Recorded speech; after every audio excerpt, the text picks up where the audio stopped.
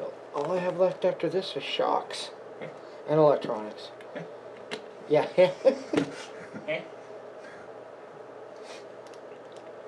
Now you gonna go 2 bank on that ESC, or the single bank, or my one off my bank? SMC is going right in. Yeah? Okay. I thought you had a 4 bank over there for it. I do. Why do you need a 4 bank? Because you're running stock. How many times go have big or go home? The 4 bank does not give a stock more if the motor can't take it, and it adds more weight. Yeah, it's heavier. But single bank can be the lightest. That's also True. If I got the Tekin, you'd almost say I used Huddy oil. Almost. On stock bearings. Pretty good. They're just noisy. Yeah, but they still work. Roll good. My rear is almost as good. Like that. But no, that's still really good for the rear.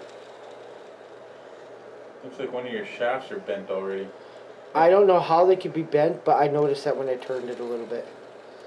A little bit of a wobble. Which ones you put in there? Titanium? Titanium. I want that snap hit out of the hole. The little slingshot. Yeah. Titanium? Yeah, titanium. Titanium drive shafts in there. What? Yeah. Who makes All right. those? Up to shocks. 8. Alright, had some people, so basically I have shocks, rear wing, electronics. I'm actually going to start putting in some electronics. I know I said I wasn't necessarily going to do it on camera, but just going to put in my servo and my receiver and ESC, because I'm putting in the new hobby wing, is going to go in last. That part wouldn't be on camera, but we're going to go get this in, get it all hooked up. ProTech 160 SS. Really fast servo, good bang for your buck. Aluminum case, so it doesn't get that badly damaged. A lot of the plastic case servos were blowing out servo gears at one time here. This one doesn't seem to be that bad. Woohoo! Can't handle my own tools. So, pop on the ball cup. I used to use my fingers, but my fingers really hurt today, so I'm actually using a needle nose. Get that put down in here and go from there. My 2 screws. Ooh, I have them right here.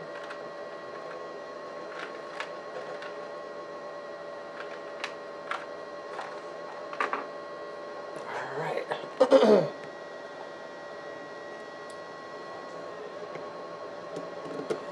Why else I decided to do this on camera is I can show you how I wrap up the servo leads and the other leads. This one I've already shortened.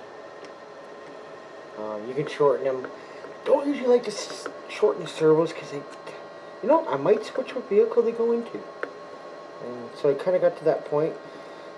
Over the last 20 minutes I was away from the camera, I decided I'm probably not going to get my stadium truck going. So I'm a little bit more relaxed now to just get my buggy done. Still want to get it done tonight. So I can actually test. Tomorrow we open at 10 for the big race. So I'll be here at 10. And then the other guy that's here will take over for me at between 1 and 2. I pick up the wife at 2.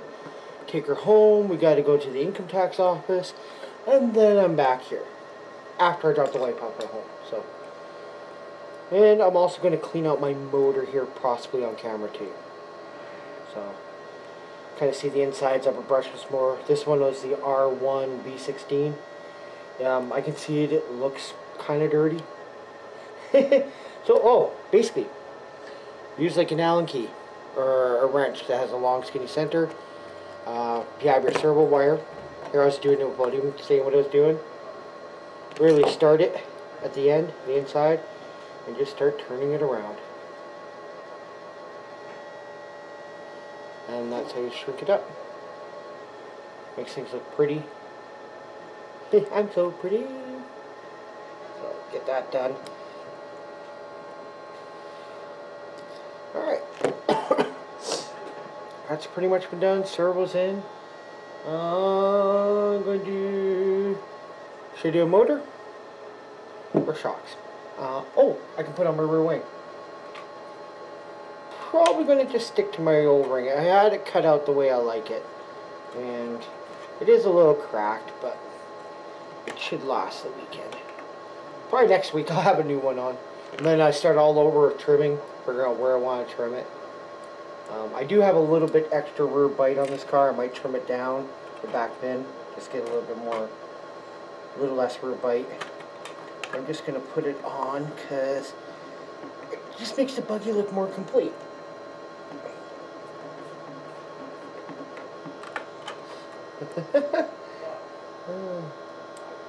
This is one screw you shouldn't over tighten. I don't know how many wing mounts I've gone through just by over tightening them, and then they strip out.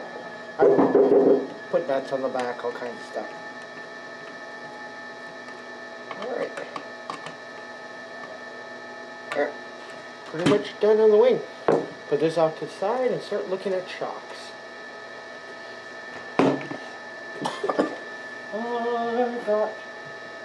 Where's my shock stand? I thought I brought it out.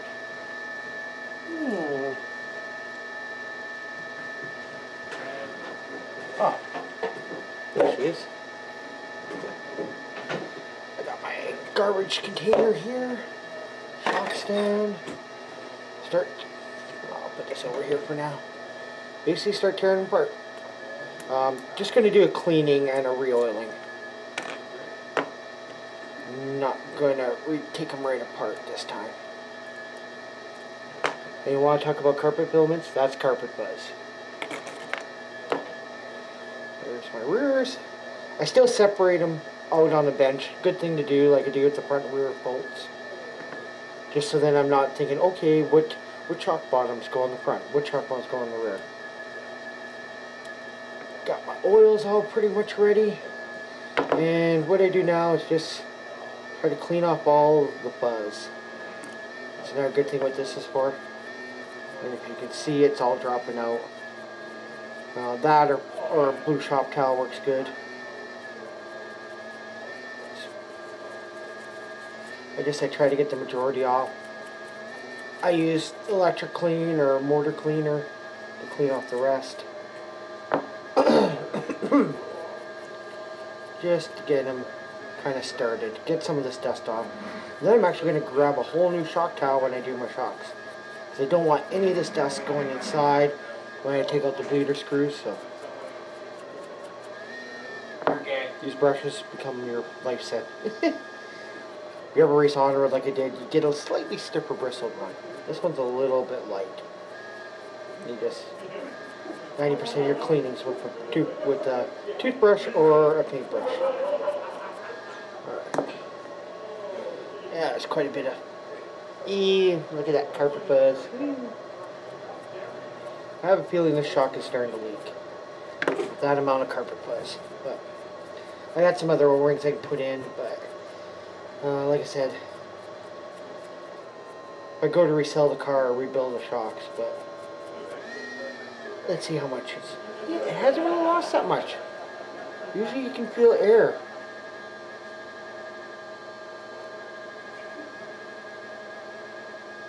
No, it hasn't really lost much oil. Maybe it's just how the dirt was coming up against my car. Alright. Oh. Also remember to clean off your shock caps. If you have a bucket of warm water and simple green, it cleans it just perfectly fine too. I was going to get a bucket for when I did all my plastics, but like I sadly procrastinated this and ran out of time. Well, this must have been that one that might have had the leaky one, because there's a lot of fuzz in that one. I see this game. I race you.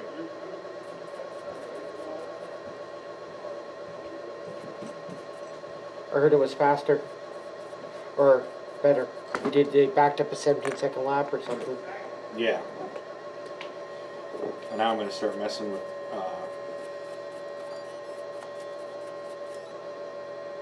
timing again or gearing? no, gearing's is pretty close.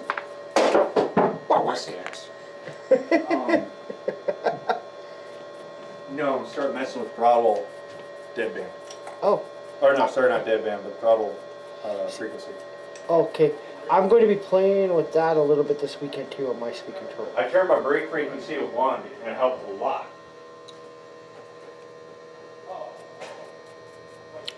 First you heard Mike going, The main reason why I run R1 is because him and his friend both run for R1 on the motors. So when I need motor help, I go and ask him. I do a little bit of my own. I've been doing it long enough, but I like to hear what other people are doing. I actually value other people's opinions on that. Because I personally believe we should all try to make each other faster, but that's my personal opinion. Throw that in the garbage. Get a freshie. Alright. Shocks. I'm just going to basically empty them out, get as much of the oil out as possible. Let's see. Sometimes on shock caps, if you can't get them to come undone, you use actually like a wrench like this inside. I'll let go. And just like that, it lets go.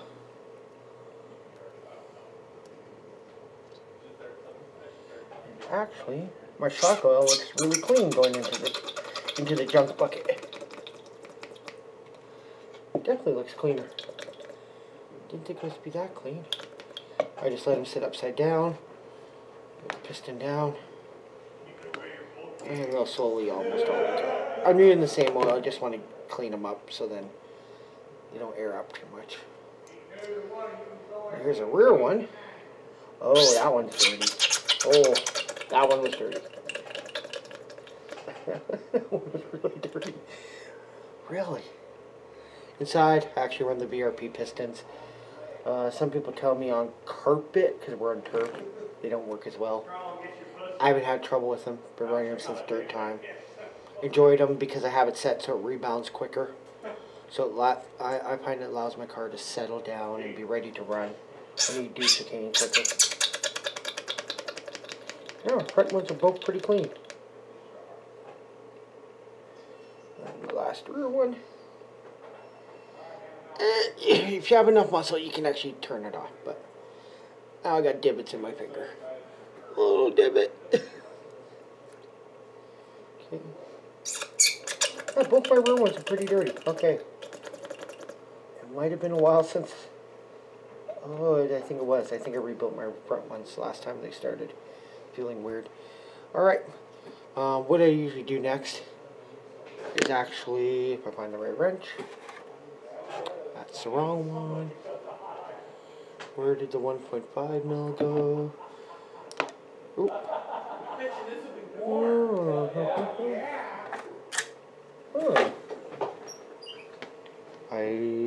Oh, behind the camera. It ended up behind the camera.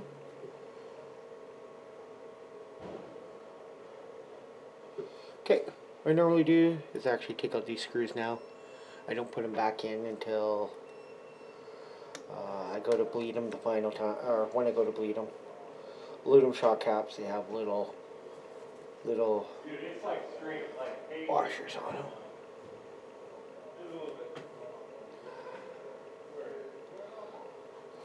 Just take them out first. You don't have to worry about them. Mental note, or not mental, a note, when you use aluminum shock caps, you don't actually have to tighten them up as tight as plastic. They seem to become harder and harder to get off, and I've had these where I've actually had to Dremel across them. Just a little tidbit. I've had quite a few like that. Specifically if you're not using decent wrenches.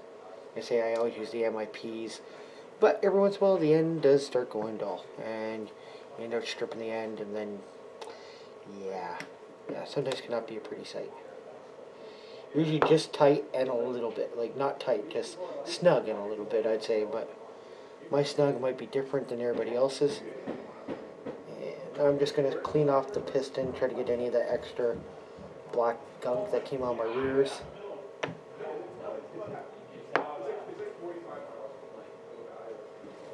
Okay. Rear, front. And when I normally start with the rebuild back, I do the fronts first because they normally have heavier oil in. So on the front, I run 37.5.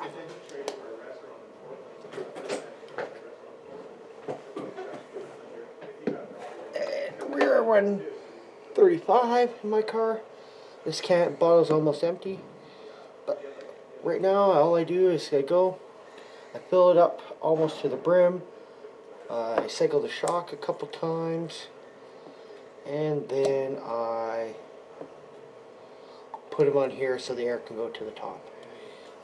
When there are new shocks, I actually put shock oil down the bottom, and I spend a lot longer time bleeding them, because until you actually fill up the bottom end and get it all smooth, you start getting weird air bubbles, and you'll be like, oh, my shocks are great, and you'll bleed them, you'll go out, you'll run for 10 minutes and be like, your shocks just all of a sudden feel airy. But right now, you see air bubbles starting to come up to the top. I just turn the piston while I'm doing it. Oh, the VRP pistons, yeah, I got them set so on rebound, so when it comes out, it actually comes out faster than it goes in. Okay, and then I top them up until after I've done the air bubbles to almost flush. Put them in my shock stand. Go to the next shock. Usually end up sitting there. New shocks, I bleed them. It takes me about half an hour a pair to bleed them properly. These shocks have been well used for over a year.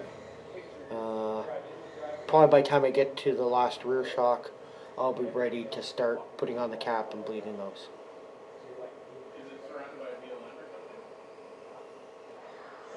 Top it up to top.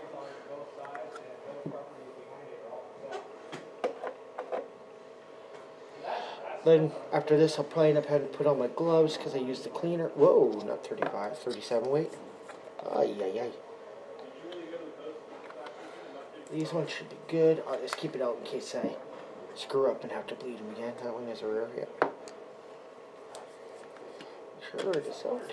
Good. This bottle is almost empty. I tried quite a few different oils, if anybody's wondering. Because you here can get the Core C oil, which is done by Schumacher. Personally, I like that in a lot of my cars. And I think that's it for that bottle. But it doesn't seem to seem as smooth in Associated Shocks, and I don't know why. People don't believe me when it happens, but I'm like, I tried the Core RC when I had a Kyosho, an X-Ray, a Yokomo. What else have I had? My Serpent. Still have my Serpent car. Still kind of got a love for that.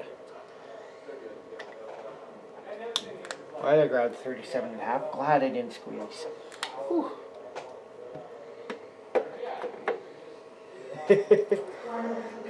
I might have squeezed a little. Oh, wow.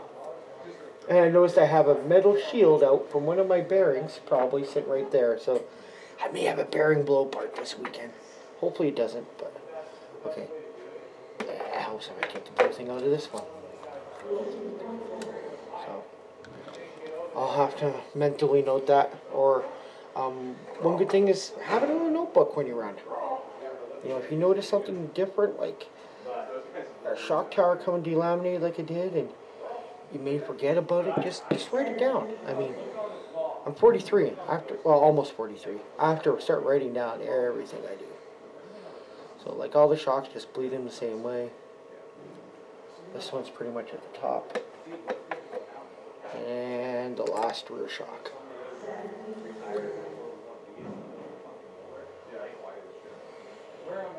Normally, I never have to add oil. I guess I usually have to overfill them. Only thing I wish the Associated bottles were softer.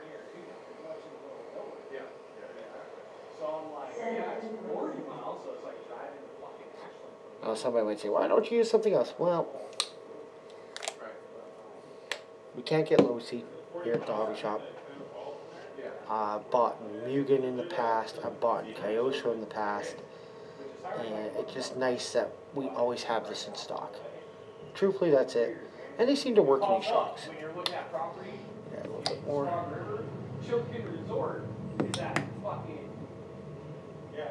Excuse the little bit of vulgar language if you can hear it in the background. So, not nice. Kind of like what happened when Adam and them came in here. Like, you know that kind of video? Well, you could edit it out. I'm not editing it out. I want this to be off the wall, like, this is how things happen. And stuff. I'm not going to edit out the video other than when customers come in, because there is some privacy, and I believe that, no, I don't know if you can see, but there's absolutely no air bubbles in it. So I can start putting on the lids. I usually tighten up all the lids first, then I go back and start the bleeder screws. Now, I usually just go as tight as I can with the finger. If you have to, exactly opposite when we put them together. But really as tight as I can with my hand is good enough. Well, you look at property in Chillicothe, they're asking Army Lake too. It's so fucking weird. 20 miles away from Sprock. And Look at all I do is grab the top, twist.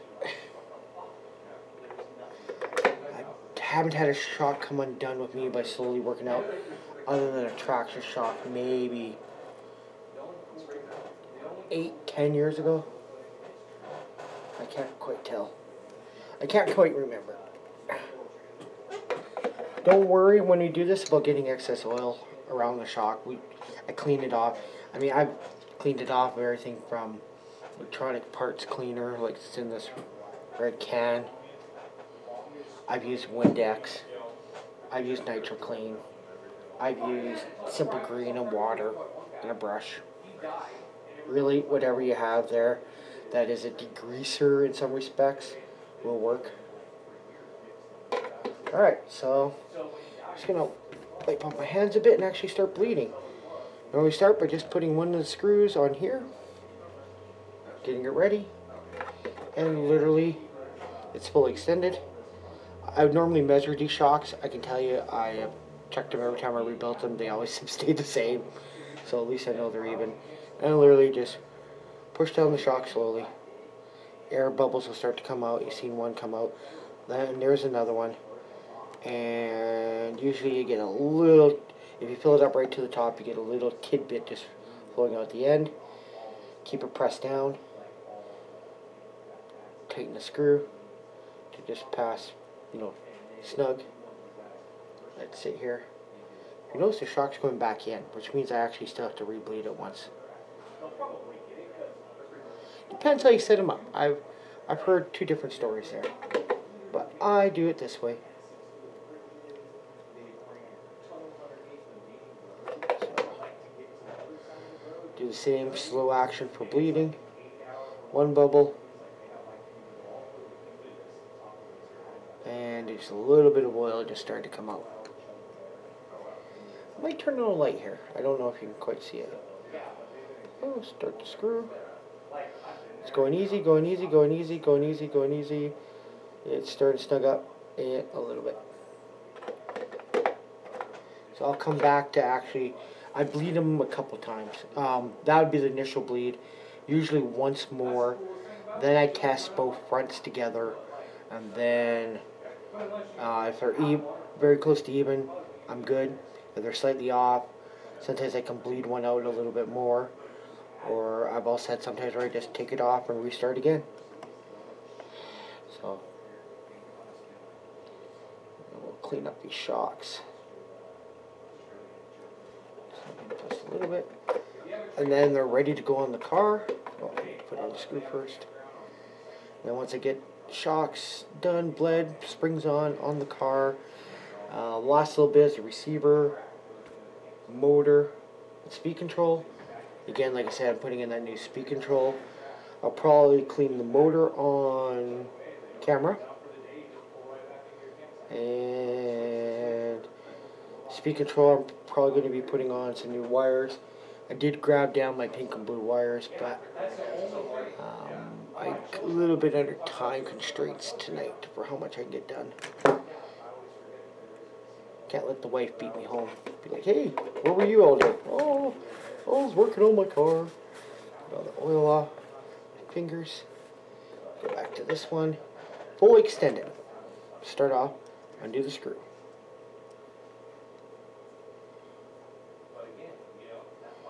Undo the screw. Fully extended. And then rebleed it again. Again, pushing it down slowly. If you go too fast, you'll get a bit that'll come out. Then the last one, I'll actually push it over at a almost 45-degree angle, get some extra oil. You gotta take out the oil for that screw. Put in the screw. On the bleeder cap. Snug plus a little bit. I usually cycle it twice. I usually go so if it just comes out a little bit, I'm good. I full extend it, it will slowly come in. That is usually the way I set up my shocks. So my other shock has to come out about 2 millimeter on the second time I've bled it down or pumped it up. And just to stay even, what you do to the left, you do to the right. Helps your car jump better. Okay, that put a little bit of an angle. Back up. In we go. And I have a feeling this one will actually need to be rebled again. Just have to. Whoa, too tight. Goes out about 2 millimeters. Comes back in. Pump it up. And it does come out a little bit more. Kind of did that on purpose, actually. So I'll rebleed it again. And then test both together. That's my biggest thing. It's just make sure both together are even. Now, there could be other people that tell you do it a different way. I will admit that. I've tried many ways. Mine is usually, I try to do the simplest and best cost efficiency. There. Oh. So that was 4 pumps, comes out a millimeter. 1, 2, 3, 4. About a millimeter. Okay. These shocks are ready to be cleaned. Now off to the rear. We'll extend it. Hold it out with your finger like that.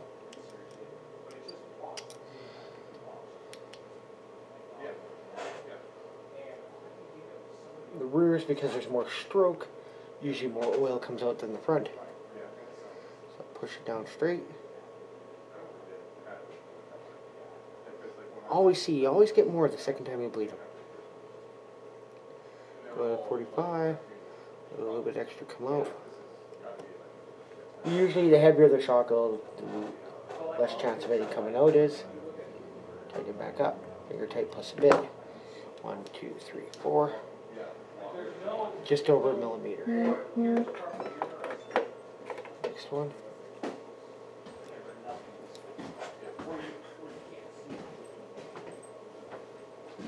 You laughing at him? What? You laughing? Yeah. Bo popped in the door. Bo did? Heard me talking to myself? Oh, you're gay. I'm gay? Oh. Bo McAllister, baby.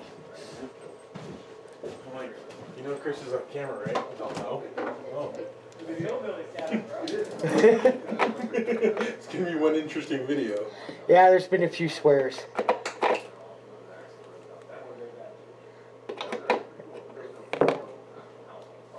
Alright. Shocks are bled evenly. Time to clean them. And I even brought the gloves to, prove that I'm actually being safety conscious. Do I normally do it? No. I was reading a lot of that, and you're doing stuff on YouTube. Make sure you're doing stuff the way it should be done.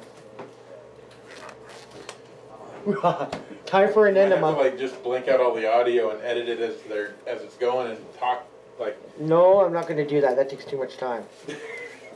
You guys can all laugh. I'm actually having fun. It's just taking a way longer time than what I thought. Help! I'm a monster. Look at that. I guess I'm gonna go run and get my brother.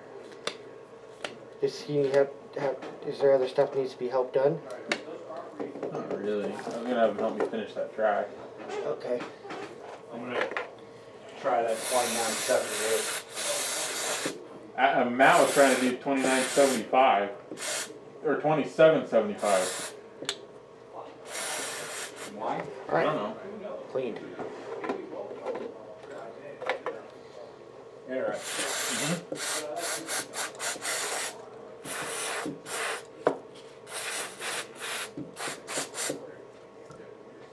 Nice stuff about this stuff, when it evaporates, it looks nice and clean. Doesn't look oily.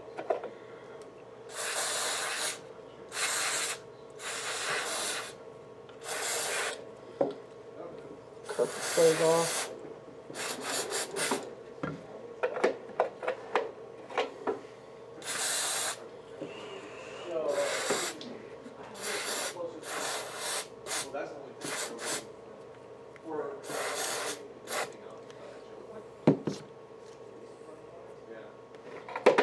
Alright, time to clean up, put the shocks on. Be right back. Alright, while it's gone, put on the shock springs, shock bottoms. I zeroed out all my shocks all the way up to the top, so I can set my ride height. Going for 17 mils on my lightweight V6. Alright, time to put on shocks.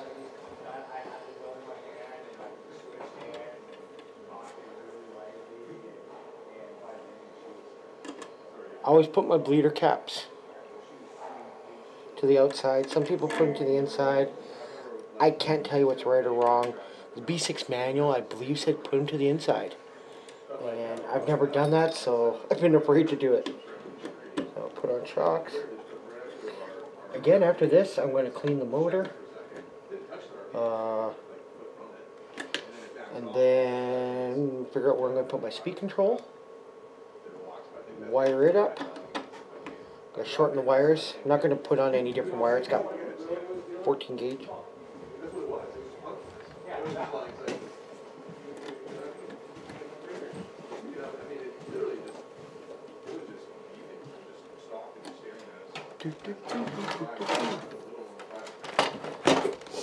I can't find my good Johnny Cash chassis protectors. I'm gonna have to buy a J Concept one. That's gonna add some weight to my car. I did a test weight while I was off camera, putting everything on the scale, and it weighed up 30 grams lighter. I'm like, yes. But probably be even lighter now with the other speed control, which means I may have to add weight to this car now. We'll see. I just kind of want to get it done tonight so I can play with weight in the morning, practicing on the track. And I'm probably not going to run a fan.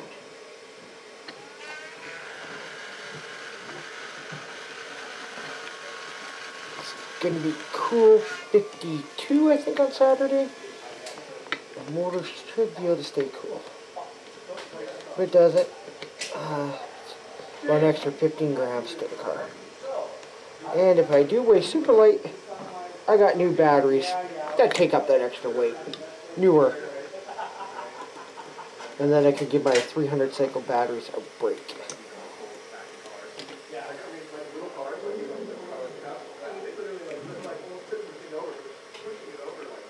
Or maybe I'll sneak one into qualify.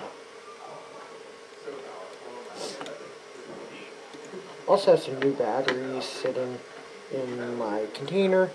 I have a battery test I want to do, but I'm trying to figure out a way I can get a way to keep it at 75 degrees to heat soak into 75, because between 70 and 80, most companies say that they are at their best performance. Not 100% sure. I know the warmer it is, the better, until a certain point. So. Oh, excuse me. Hey, see you later, Adam. That's it.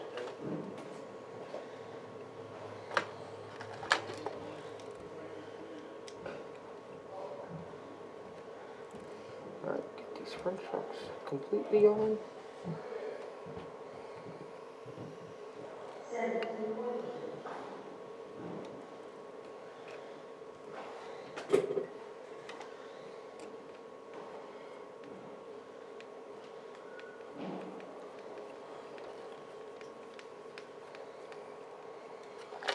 Again, don't over tighten stuff. Strips out plastic, never good.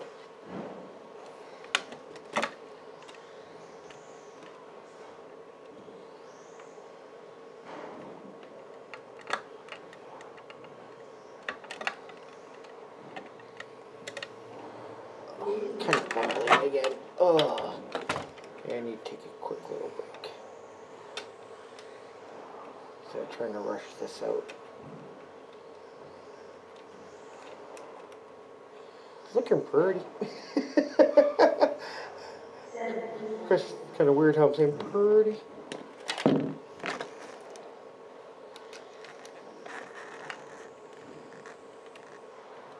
Olympics is 8 quests for the gold. Me, it's quest to make the top 8. I think 8 is going to the A main. I think 2 bump ups. 1 or 2. If I bump up, I'll run the A just to, you know, say I run the A. If I make the A, I'll try to run as hard as I can. That's usually what I do. Alright. It's tight. Let's just see. I think it's actually my ball cups slowly wearing out. Play is a little better, but still has some pretty good play. Alright, rear shocks. Maybe let's go to the inside hole.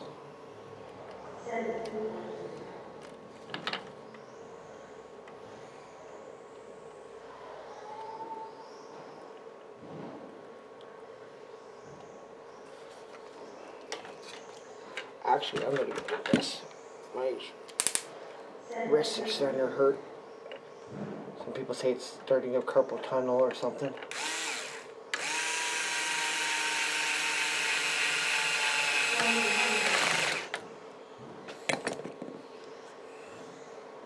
Remember, I used to try racing people with power tools, getting done, and I think now I'm paying the price. We're going, oh, I hurt.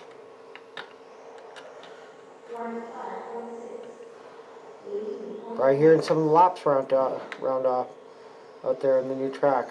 I think they're trying 2 or 3 cars on the track to really test to make sure it's good. Up till now, we've had literally 1 person on the track at a time. So you couldn't quite get a good feel how, you know, going to the corner with somebody if you felt comfortable. That's one of the big things. Even though I'm here at the hobby shop, I really hate when we design a track that's a really good single track car. They get more than a couple people on, and then people start destroying their cars. I mean, yeah, it's good for sales, but other than that, it's not so good. Alright. Basic look of what it's going to look like. Right here.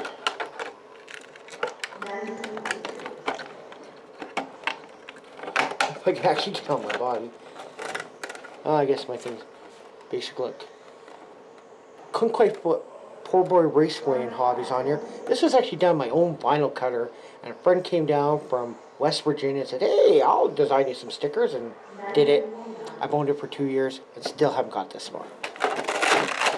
That'll be one of my next projects. Oh well. This can go out to the side. Next is cleaning the motor. I'm going to do it right on here. Get the motor in. Take a sip of Dutch Brothers.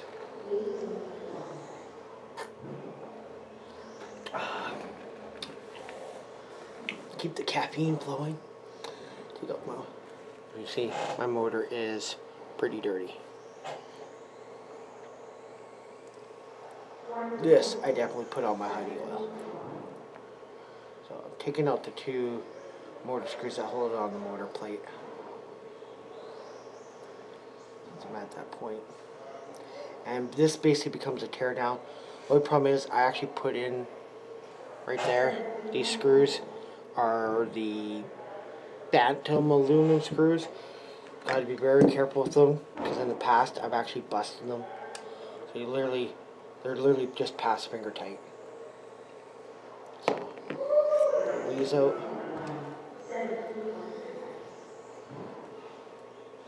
Just want to tear it down, clean it, oil it, put it back in.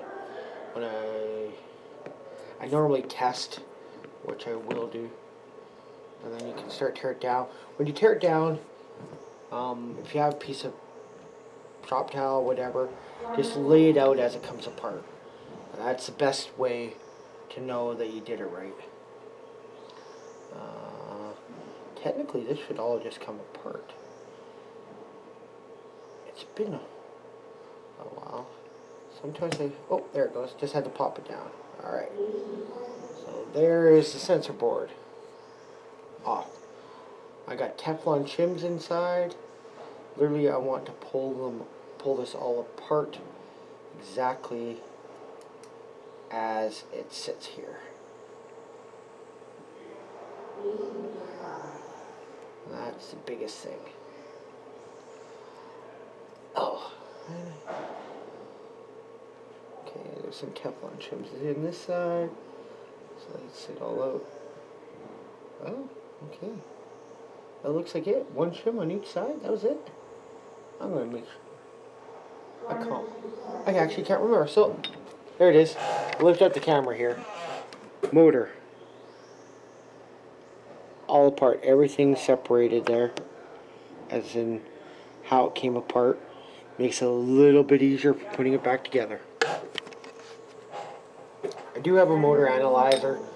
This motor hasn't changed every other time I've torn it apart, so now I'm going to use the cleaner on the motor and clean out the bearings, re-oil them, test them with the rotor.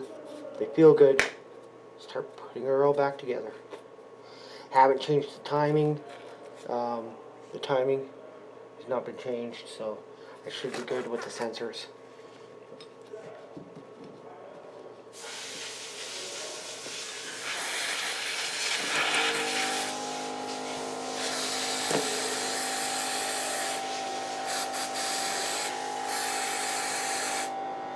It's neat. All the carpet filaments literally just go off to the outside and evacuate the motor.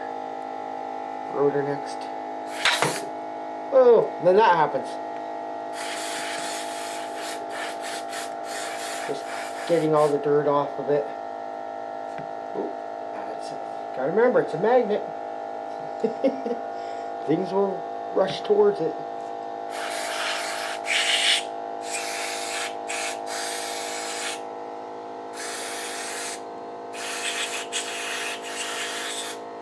I always clean the sensor board out a little extra because there's nowhere for it to go. That's how old motors used to have a little place on the back where you could actually oil it and a little thing for stuff to get out. I don't normally like taking this apart because then it changes my timing. Then I have to run it on the motor analyzer to try to get exactly where it was and just, yeah.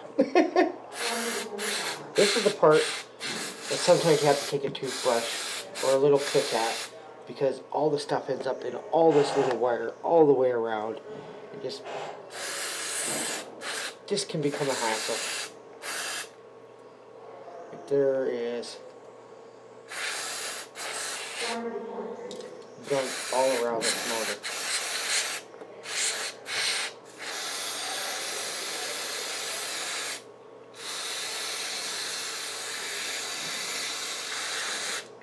Oh, a big piece of carpet filaments came out right there.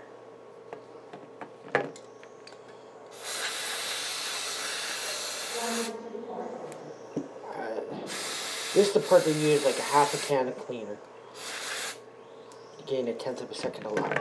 Forgot about taking that out. Ooh, good thing it fell out. Let's just see here.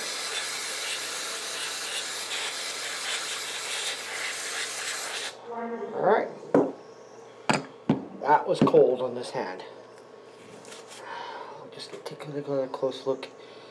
Get my little pick out. See if I can see any more. Try not to interfere with any of the wires. Just looking to see if you can get some more filaments. The first thing's going to happen when you spool it up, it's going to end up going all around the rotor. Cause you grief. And I'm not going to grab another paper towel. I'm going to use my old one. Wiping it off, it's actually really cold. It's just like using a thing of canned air. If you can clean out from inside. Sometimes you can grab some extra stuff out. Just don't leave any of the stuff in it. That's why I always use shop towel. It seems to be pretty good that way. Alright. So now, you can basically wipe this stuff off and actually start putting it back together. So, the rotor goes in this way. and just let it sit there. Now, ooh, my fingers are cold. Put back on the Teflon shim on the top, since there's only one. This goes here. On the bottom, I only have the brass one. I didn't get the Teflon one. And then the one Teflon shim on the bottom. Just however it came apart is how it goes back together. Now I'm going to oil these. Just like we did the bearings. Just one little drop on each side. Or 2 drops on each side, 1 in each halfway across. That's it. This side I can only do the 1 bearing, so I actually do like 3 drops. And I already put in the rotor. I went 1 step ahead. Just make sure they flow nice and freely. This one does.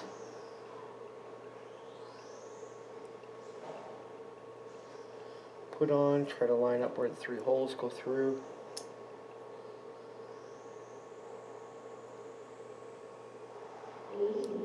It's just cold.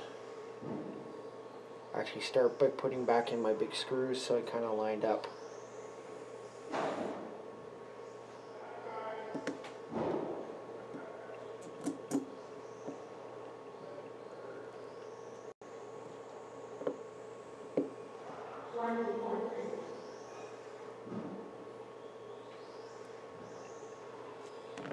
Sometimes you just have to turn them down in.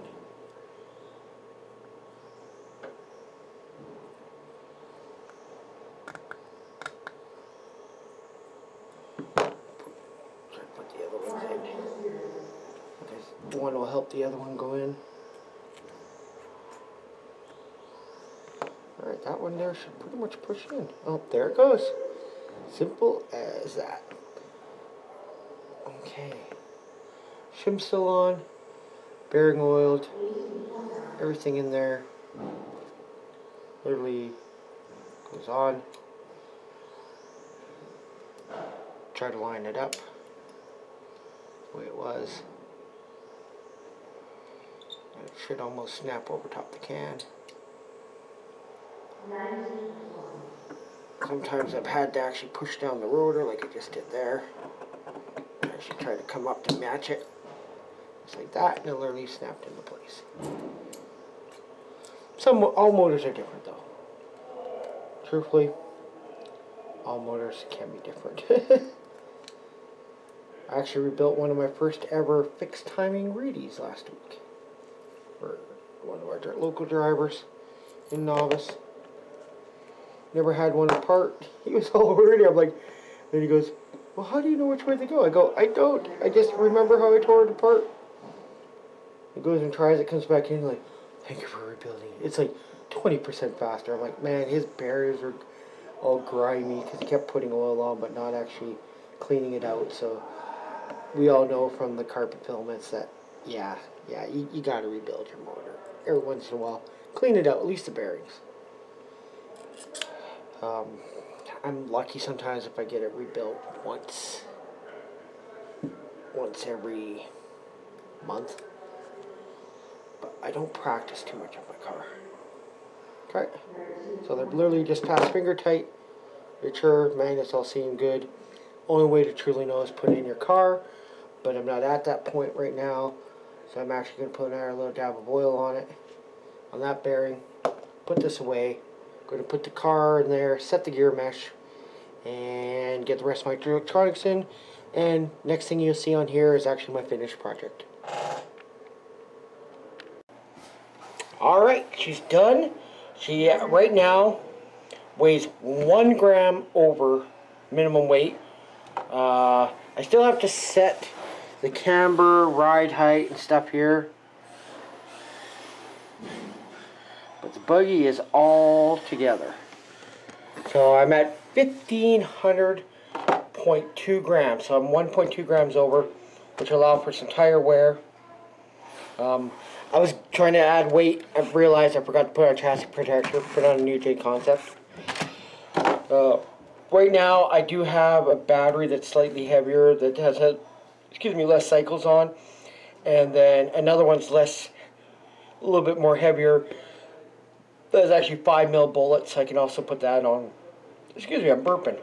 But pretty much all I have to do now, I'm going to wait till tomorrow. I'm going to set my ride height, my camber, set up the new speed control. I haven't calibrated or anything. Set up the punch, drag brakes, whatever I'm going to set up. And actually start testing it. Hopefully everything works. But I'm basically going to upload this video right after this and basically consider myself done. So actually right now I'm just going to pack this up, take on the video, and upload it for you guys. And then we'll start a whole new video tomorrow with my drive to hit the A-Main Pro Stock Buggy. Yeah.